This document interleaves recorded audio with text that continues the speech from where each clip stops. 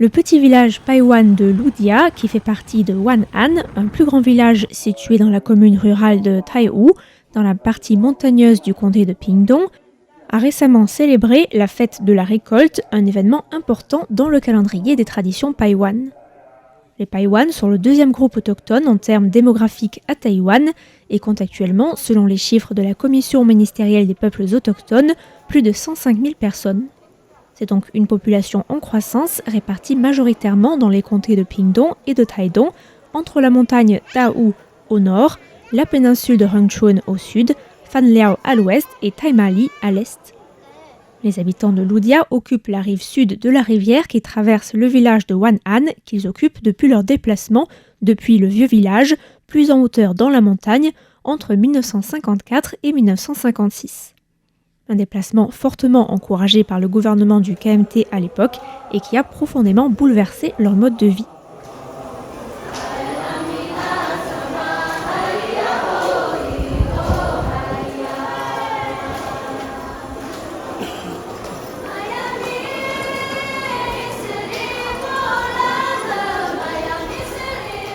La fête de la récolte, Masalut, en langue Paiwan, était organisée sur 3 jours avec, le jeudi soir, une activité où les jeunes garçons non mariés du village vont chercher du bois pour ensuite l'offrir.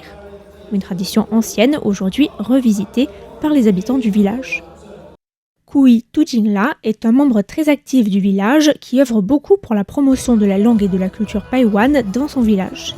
C'est aussi lui qui présentait et coordonnait les festivités. Kui reconnaît aisément que la fête de la récolte telle qu'elle est organisée aujourd'hui dans le village n'a plus grand-chose à voir avec la version qu'ont connue ses ancêtres.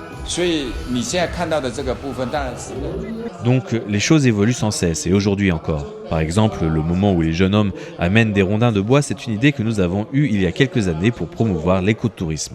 Avant, les jeunes hommes allaient chercher du bois pour la famille des jeunes filles qu'ils voulaient épouser. Nous avons repris cette tradition qui n'est plus en usage aujourd'hui pour l'incorporer à la fête. Mais c'est très différent de ce qui était pratiqué il y a longtemps. Le deuxième jour, dans la journée, avait lieu la mise à mort d'un cochon et les familles préparaient des mets traditionnels à base de viande de porc et de millet, la céréale star de la fête, enveloppée dans des feuilles et cuit ensuite.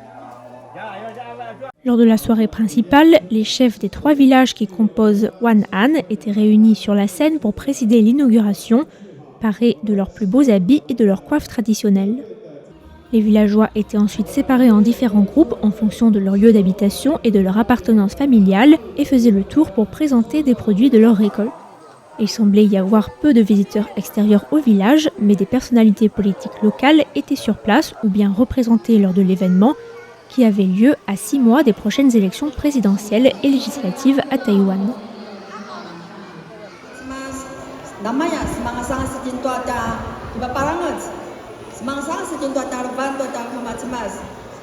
De la population étant chrétienne, il n'est plus question de laisser une chamane diriger des rituels lors de cette fête. Ainsi, lors de la soirée principale, c'était une pasteur qui a dirigé une prière commune pour les habitants protestants et catholiques du village de Wan'an. Juljul, l'ancienne secrétaire générale de l'Association du développement du village, affirme qu'auparavant, la fête de la récolte était intimement liée au culte des ancêtres. Pour ce qui est de Masalut, la fête de la récolte, je sais aussi que dans le passé, c'est une fête lors de laquelle on partageait les fruits de la récolte avec les âmes de nos ancêtres. Avant, il n'y avait pas de tombe. Les membres de la famille étaient enterrés dans le sol sous la maison. Donc, lorsqu'on mangeait et qu'on buvait dans la maison, c'était comme si on célébrait avec eux.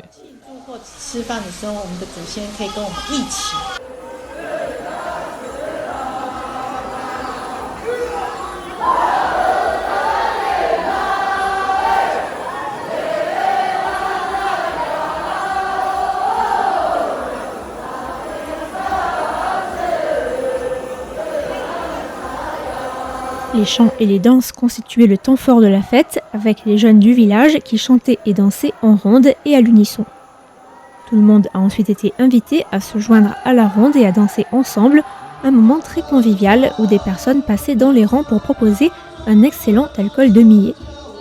Juljul fait remarquer que l'organisation de la fête de la récolte a évolué pour répondre aux changements politiques qu'a connu le village. À l'origine, à l'époque de Chiang Kai-shek, le but était de pouvoir montrer aux gens de l'extérieur à quoi ressemblait la culture aborigène. Il fallait donc leur montrer nos chants et nos danses, et ce genre de spectacle a petit à petit remplacé la version d'origine de la fête des récoltes. La fête de la récolte telle qu'elle est organisée aujourd'hui au village s'est adaptée aux nombreux bouleversements qu'ont connus Wan'an et ses habitants. Notre fête de la récolte n'a rien de traditionnel. Pour voir une fête de la récolte plus traditionnelle, plus complète, il faut aller dans la commune de Lai, car cette fête est liée à la récolte du millet et nécessite normalement la participation d'une chamane, que nous n'avons plus dans notre village. Pendant la colonisation japonaise et en particulier après l'arrivée du KMT à Taïwan, la plupart des villages se sont convertis au christianisme. Donc, ces traditions ont presque toutes disparu. Sans la chamane, on ne peut vraiment rien faire.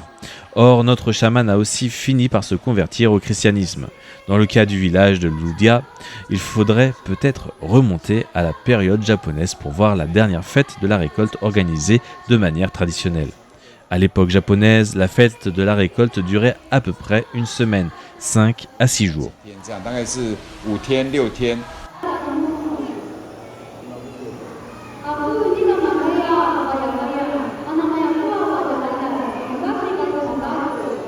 Lors de la soirée, le groupe de jeunes du village a donné une représentation d'une pièce de théâtre originale en langue païwane avec des dialogues qui questionnaient les rôles traditionnels dans la société païwane.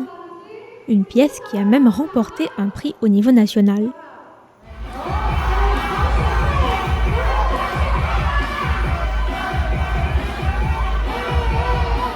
Après la clôture de la soirée, les plus anciens sont rentrés chez eux pour laisser les jeunes s'amuser entre eux et danser au rythme de la K-pop qui fait fureur partout à Taïwan, sans exception, jusque dans les montagnes des Païwan.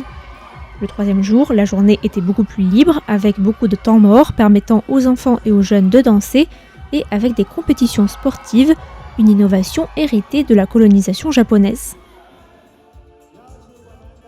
Pour les habitants des 3 villages qui composent Wan'an, la fête de la récolte est l'occasion d'affirmer leur identité païwane et de se reconnecter avec leurs traditions et leur culture, mais aussi de se retrouver au village pour ceux qui n'y vivent pas de manière permanente, de faire la fête et tout simplement de passer de bons moments en famille et entre amis.